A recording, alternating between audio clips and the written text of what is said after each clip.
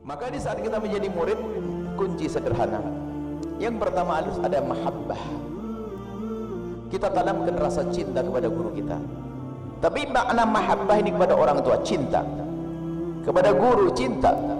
Lah, cinta ini adalah tidak bisa diungkapkan dengan lisan kita, akan tetapi ada tanda-tanda. Kalau kita ingin mendapatkan ilmu yang manfaat, kalau tadi guru pandangannya benar, tapi sebagai seorang murid kita harus benar cara pandang kita dengan guru. Yang pertama harus ada mahabbah, cinta kepada guru. Dan cinta kepada guru ditandai dengan yang pertama sering mendoakan mereka. Kalau ada murid mendoakan guru bukan kepentingan guru.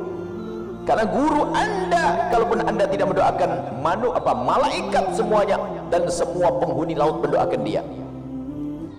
Guru Anda, kalaupun Anda tidak mendoakan beliau, maka ketahuilah malaikat semuanya dan penghuni laut mendoakan beliau.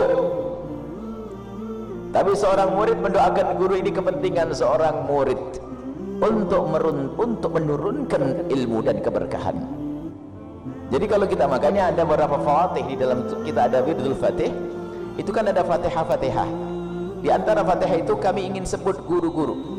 Bukan guru-guru kami yang sebut, kami mengajak bagaimana yang punya guru sebut guru kita di kampung kita. Apakah setiap habis sholat atau sisihkan waktu di tengah malam mungkin setengah jam menyebut nama-nama guru-guru kita. Bukan ya Allah berikan kebaikan pada guru saya sendiri, belum cukup sampai di situ. Harus hadir di hati kita nama guru yang telah berjasa kepada kita, yang mengajari kita. Ya Allah berikan kebaikan kepada si fulan itu, ya Allah guru yang itu, ya Allah. Di saat kita mendoakan guru kita, itulah menurunkan ilmu yang penuh berkah dan ilmu yang manfaat. Sambung kepada guru ini ditandai dengan mendoakan. Imam Ahmad bin Hanbal berkata, demi Allah, semenjak aku kenal dengan guruku Imam Syafi'i, aku tidak melakukan solat 2 rakaat kecuali guruku Imam Syafi'i aku doakan 2 rakaat solat. Bukan solat 5 waktu saja. Nah di sini kenapa kok ada seorang murid lebih hebat dari gurunya? Bukankah ilmunya dari guru? Sirrul ikhlas, ketulusan seorang murid tadi kepada gurunya. Disabdakan oleh Nabi, rubba muballaghin awla minas sami. Muballah adalah seorang guru, sami murid. Rubba muballahin awla minas sami. Muballah adalah murid, sami guru. Sami mendengar dari Nabi, muballah mendengar dari orang yang mendengar dari Nabi. Rubba muballaghin, alangkah banyaknya seorang murid lebih faham daripada sang guru. Gurunya mah pas-pasan, guru di kampung ikhlas, ngajarnya pun fikih begitu, mabadi, kemudian fikihnya fikih safinah, ngajarnya itu saja. Cuman karena muridnya sangat tulus kepada gurunya, Allah akan berikan ilmu sehingga dia menjadi orang lebih alim daripada sang guru. Nah ini kuncinya di situ. Gurunya punya ilmu 5, murid bisa punya ilmu 10 karena ketulusan hati.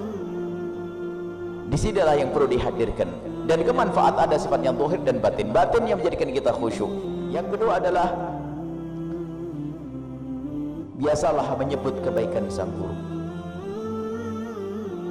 Karena kebaikan itu kalau kita angkat akan didengar oleh orang lain. Kita berguru kepada satu orang, lalu kita menyebut kebaikan guru kita, akan didengar oleh kawan-kawan kita. Kawan kita semakin cinta. Karena kita menjadikan kawan kita cinta kepada guru, Allah akan berikan kepada kita kecintaan, mahabbah kepada guru. Tapi itu sang murid perusak. Kalau sudah menemukan kesalahan sang guru, langsung diekspos, diberitakan. Akhirnya guru itu menjadi dipandang jelek oleh sang murid. Ketahuilah yang rusak murid itu sendiri. Guru kita manusia, tentu akan ada kesalahan. Mana yang tidak punya salah? Tidak ada yang tidak bersalah kecuali baginda Nabi. Semua manusia melakukan kesalahan. Lalu kalau kita dengan guru kita hanya mencari kesalahan kita, wah ketahuilah kita akan sengsara. Kalau kita mencari guru yang tidak bersalah sampai mati, kita tidak punya guru.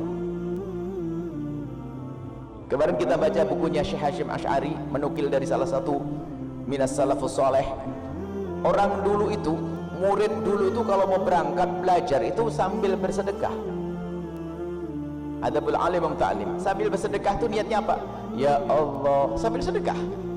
Tutuplah kekurangan guruku dari mataku ya Allah. Takut akan kurang cintaku kepadanya ya Allah. baik itu. Coba baca kemarin di Ramadan kita baca begitu. Sambil sedekah minta, ya Allah tutuplah kekurangan guruku dari mataku ya Allah. Dan murid kau mencari kesalahan guru berarti dia telah memangkas kemanfaatan ilmu. Jadi ini waspada dalam hal ini.